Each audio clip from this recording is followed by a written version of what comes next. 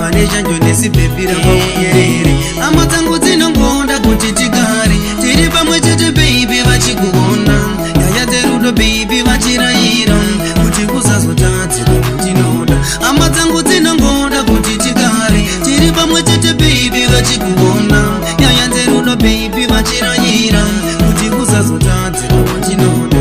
Baby handingafare kana ndisinewe, uri pako yangu kusipo ndingawe. Nyaya dzerudo vaviri inini newe, saka ndichakutora ndopinda newe. Seka mwana ndinouya ndichikambaira, kuzotora rudo rwako runotapira. Chekutanga ndinotenda amai vako vakaita kuve pampo ndiri kufara. Chechipiri ndinotenda namai vangu vakaita ndive mpwasha wa baba vako.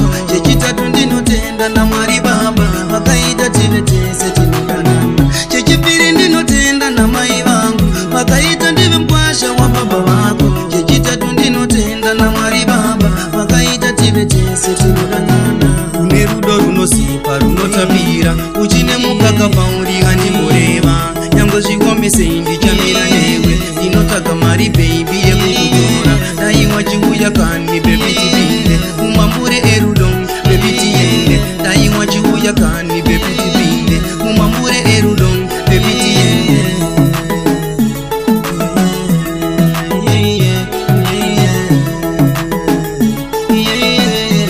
Mfeso wangu chingodza liluti ndo zviripo. Teya dzerudo dzinonetsa but ndivanda kawanza ndoita sima.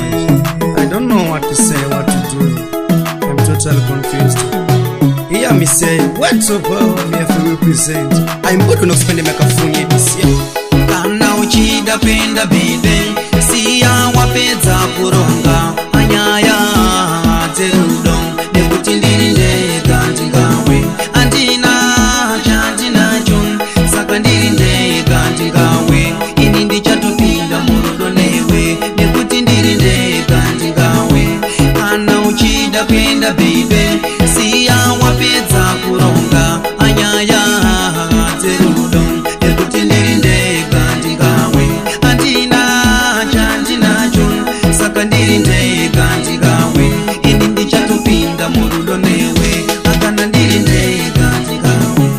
Kana ukashanya uzvibate mazuva nokune denda rashura mare. Avamwe vakaenda nekuda rudo bebi kuzvibate ndingawe. Dai wanga uri mumwe wandipa nguva uzvione zvandinoda zvandinoshuva. Nyaya dzerudo baby ndiri pasha wetopa wanoziva ndine ukasha. Papipa topa tingatadze kuti tipinde. Ini ndirini ndakati uzuke mukwete. Ini ndinongonamata kuti tigare pane chanjo nesibhebhira pauyerere. Hama dzangu dzinongoda kuti tigare tiri pamwe chete baby vachikuona.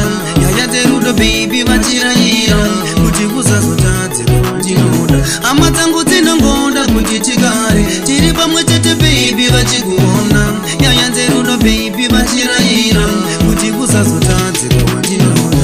Kana uchida kuenda baby, siya wapedza kuronga. Anyaya dzerudo nekuti ndiri ndega ndingawe. Andina chandinacho saka ndiri ndega ndingawe. Ini ndichatopinda murudo newe nekuti ndiri ndega ndingawe.